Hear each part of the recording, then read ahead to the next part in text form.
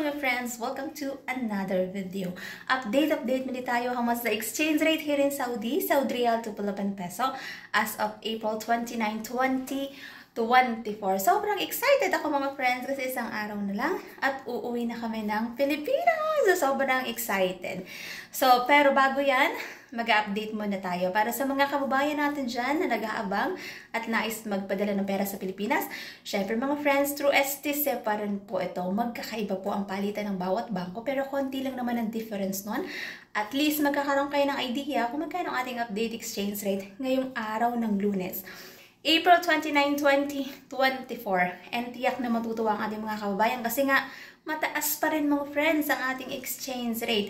Pero batid natin mga friends pagtaas ng exchange rate, pagbagsak ng peso. Ibig sabihin nun, mataas talaga ang bilihin sa Pilipinas. Pero batid din naman natin na hindi naman automatic na bumababa yung mga bilihin doon kahit na bumaba ng konting exchange rate. Kaya talagang itinataon natin at gusto natin pag nagpapadala tayo ng pera sa Pilipinas ay mataas ang exchange rate. Kasi malaking tulong yun para sa ating mga pamilya doon sa Pilipinas. So magkano nga ba ang ating update exchange rate ngayong araw ng Lunes, April 29, 2024? Update natin, 1 real equivalent ng 15.28 pesos. Mataas pa rin mga friends ang ating palitan para sa mga kababayan natin na nais magpadala ngayong araw na ito. Yan po ang ating update exchange rate through STC to mga friends. STC Pay to Bank Account. And nagpadala din ako, 15.28 pesos talaga ang 1 real. So, mataas siya mga friends. Malaking tulong yan para sa ating mga pamilya sa Pilipinas. Pero batid natin mga friends na mataas ang bilihin sa Pilipinas, pagtaas din ng exchange rate. So, pag nagpapadala din tayo ng pera sa Pilipinas, meron tayong binabayaran na transfer fee at meron din po yung VAT. Ang lahi ko pa rin paalala para sa bawat isa sa atin, matuto tayong mag-ipon, magtipid at matutong mag-invest.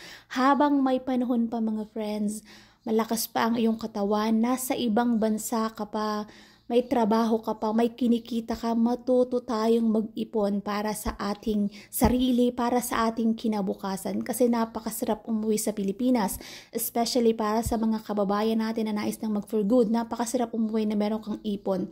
Ipon na magagamit mong pang negosyo pag umuwi ka na ng Pilipinas. Kasi batid natin na napakahirap ng buhay sa Pilipinas, lalong-lalo na kung wala kang pagkakakitaan.